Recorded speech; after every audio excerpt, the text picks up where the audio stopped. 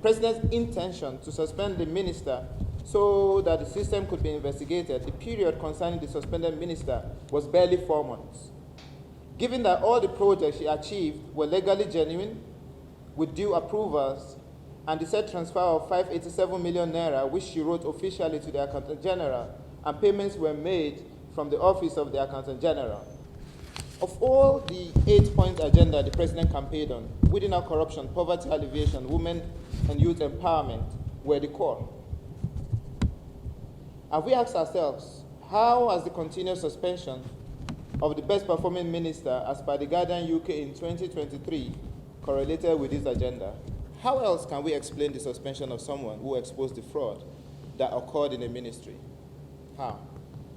44.8 billion was transferred without approvals from the President, Federal Executive Council, or even the knowledge of the minister. Dr. Betta queries this action, and off she goes, suspended in 7 days. How does that make any sense? Regular and a few social media and main media houses were heavily paid to run propaganda for days. Internal persons were also planted to put required pressure on the president to ensure that the minister was suspended. Just to teach her a lesson, never to report fraud when she sees one. This large network of prospective beneficiaries had concerted efforts to defame a minister whose passion and policies were focused on the grassroots and who has shown poise and action to weed out corruption and irregularities within the ministry. Among other points, she was diligent enough to expose a 44.8 billion naira unapproved transfers in December 2023 by the National Social Investment Program Agency under the supervision of her ministry.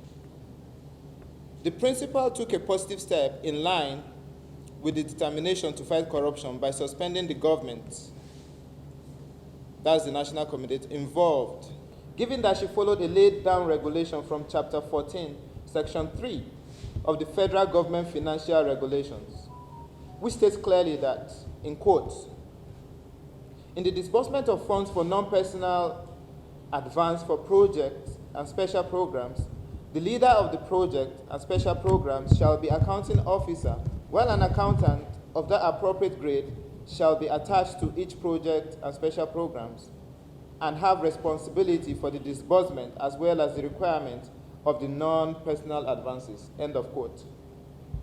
According to this financial regulation guidance, the so-called private account which the funds were transferred is a qualifying account, which is managed by the project accountant, and there's evidence to show that the funds reached the intended beneficiaries across the states. We have seen presidents claim they are fighting corruption. This is a clear case study.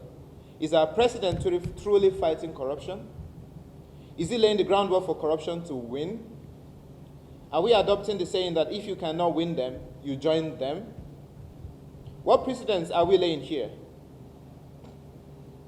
Be bold, be courageous, take the fight against the corruption system, like we all should do, until they bulge or simply succumb to their tactics and let corruption consume our beloved country. In line with the ethics, the minister should be praised, promoted, and awarded so that young women in power, generally young people in power or aspiring to take up leadership roles in our country, can confidently maintain impeccable services and commitment to our dear nation.